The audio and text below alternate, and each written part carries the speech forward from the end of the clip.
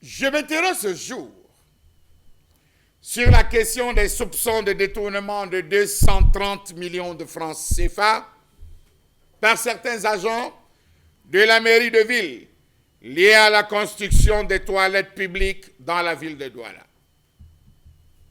Douala manque criard de toilettes. On fait pipi où? La mairie de ville ou la mairie de Douala ou la communauté urbaine de Douala, à travers le département de la santé, environnement et cadre de vie en abréviation DSECV, avait implanté en 2018 un projet de construction de 20 toilettes publiques réparties dans la ville de Douala.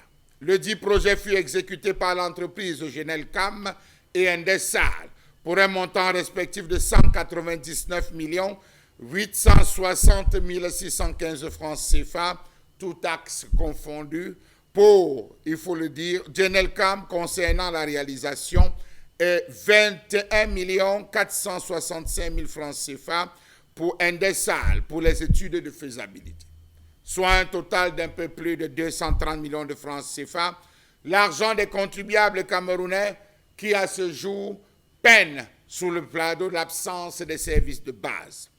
Pourquoi avoir insisté sur un tel projet lorsqu'on savait que les experts techniques avaient planché sur ce dossier et avaient émis des réserves sur cette affaire? Les experts en WASH, c'est-à-dire Water, Sanitation and Hygiene, avaient déclaré en 2018 que le dit projet avait été raté depuis sa conception. Ils avaient relevé plusieurs manquements sur les aspects techniques, parmi lesquels l'utilisation des sanitaires mobiles qui sont conçus pour une utilisation événementielle pour une version publique, ainsi que l'aspect du vandalisme urbain n'ayant pas été pris en compte. À ce jour, les toilettes n'ont jamais été mises en service, mais sont déjà hors service.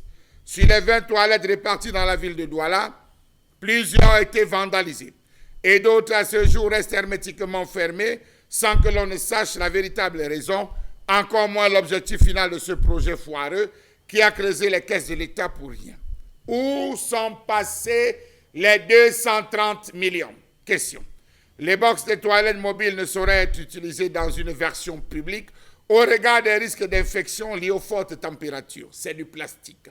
N'y a-t-il pas lieu d'y voir l'éternel problème de la maturation des projets au Cameroun et l'amateurisme dans la mise en place et la gestion des projets, tout cela chapeauté par la gangrène qu'est la corruption? N'y a-t-il pas lieu de voir avec tous ces éléments réunis un fort parfum de corruption et de détournement tout autour de ce projet? On est en droit de constater que véritablement ces toilettes égale zéro santé, zéro environnement, zéro cadre de vie. Faites le tour d'Aqua, faites le tour de Deido, faites le tour de Bonamoussadi, de ces différents lieux où on s'amuse, vous n'allez rien voir. Mais par contre, vous avez nos autorités administratives, les maires de la ville, les maires des communes d'arrondissement, qui se déplacent constamment et qui vont en France.